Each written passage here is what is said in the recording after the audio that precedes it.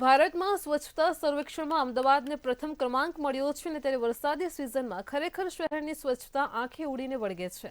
સ્વચ્છતા સર્વેક્ષણમાં પ્રથમ ક્રમાંક મેળવનાર શહેરની વાસ્તવિકતા કંઈક અલગ છે। ગાંધીનગર લોકસભા વિસ્તારમાં આવેલ મક્તમપુરા વિસ્તારમાં આજે પણ ગંદકી જોવા મળે છે। તો એએમસીનો કોમ્યુનિટી હોલની બહાર જ ગંદકીના ઢગલા છે। ત્યારે સ્વચ્છતા સર્વેક્ષણ અને મોટી મોટી ગુલબાંગો વચ્ચે દિવાતળ અંધારું જેવો ઘાટ સર્જાયો છે। અહીં ગંદકીના ઢગલા અને રસ્તાઓ પર ભરાયેલ વરસાદી પાણીમાં લીલના પણ થર જામી ગયા છે। લોકોને રોગચાળો વધી રહ્યો છે, જેનો પણ ભય સતાવી રહ્યો છે।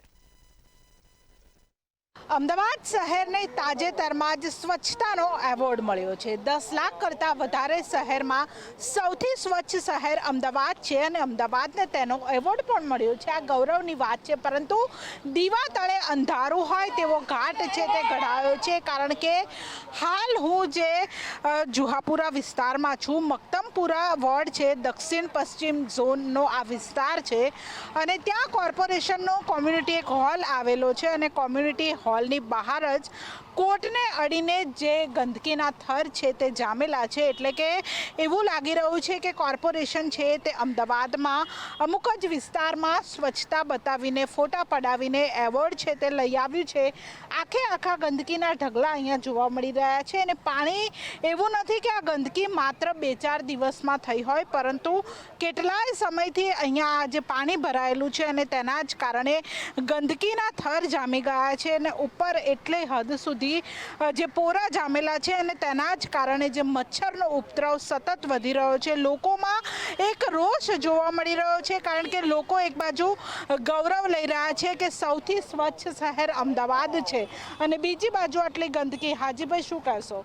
એવોર્ડ મળ્યો સ્વચ્છતાનો, એ તો સારી વાત છે, પરંતુ એવું લાગે કે અમુક જ વિસ્તારોના સારા ફોટા બતાવ્યા હશે।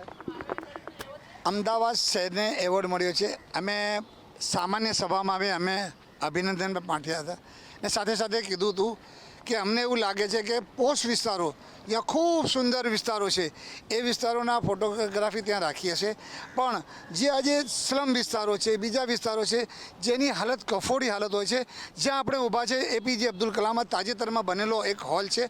અમારી વારંવાર રજૂઆત છે કે અહીંયા આગળ એક અડધો ઇંચ બી પાણી ભરાય છે, વરસાદી પાણી આવે છે, વત્તા મેઇન ડ્રગ લાઇન છે ડ્રેનેજની, એ બેક મારે છે। આ વિસ્તાર આખું નકરું ગંદુ ગટરનું પાણીથી કાળું આજે દેખાય છે, એના કરતાં વધારે અને લોકોના ઘરમાં ગંદુ ગટરનું પાણી જાય છે, જેના કારણે આ તમે જોઈ રહ્યા છો લીલ જામેલી।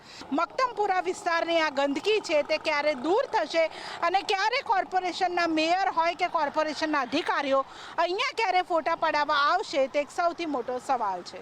કેમેરા પર્સન કેતન શ્રીમાળી સાથે કિંજલ બોરીસા, મંતવ્ય ન્યૂઝ, અમદાવાદ।